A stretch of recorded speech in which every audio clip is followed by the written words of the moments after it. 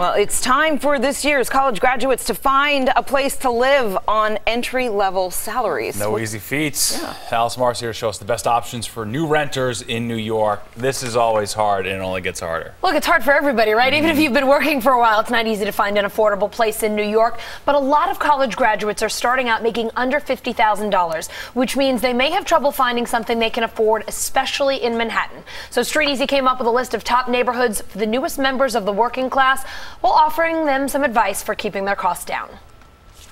You want to have extracurricular funds to experience New York City, so making sure you're not spending your entire paycheck on rent is crucial. Not so easy for recent college graduates about to start their first jobs in New York, so StreetEasy crunched the numbers to find the best rental neighborhoods with plenty of affordable inventory. So we looked at entry-level salaries for over 120 occupations in New York State, median asking rents, and then inventory on StreetEasy to figure out where those grads could find apartments if they only wanted to spend 30% of their income on rent. The median entry-level salary in New York State is about $48,000 a year, which leaves you about $1,200 for rent. That means looking beyond Manhattan to Brooklyn and Queens. And the most inventory that we found that fit within that budget was in Bed-Stuy, Bushwick, Astoria in Queens, Crown Heights in Brooklyn, and then Washington Heights in Manhattan. We met Lauren at Fulton Park in Bed-Stuy, the top neighborhood on the list. It has beautiful brownstones,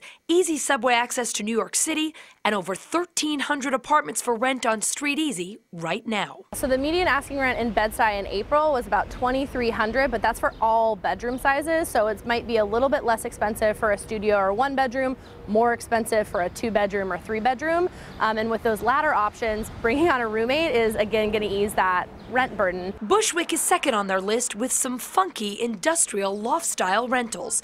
But even if the apartment buildings look cool, remember your budget. The really good rule of thumb for anybody to think about is this: trying to only spend 30% of your income on rent, because New York City is a vibrant, busy place. You want to have those extracurricular funds. Plus, student loans are going to be coming into the picture for a lot of grads, so you need to make sure you have money for that in your bank account too. But recent graduates shouldn't feel like they're totally limited by their budgets. There are a lot of housing options. If you like the idea of renting part of a brownstone, you'll find that in Bed-Stuy and Crown Heights. If you want a more traditional apartment, look at Astoria. If modern and industrial is your thing, as we said, check out Bushwick. And if you absolutely have to be on Manhattan Island, they say Washington Heights is the best choice.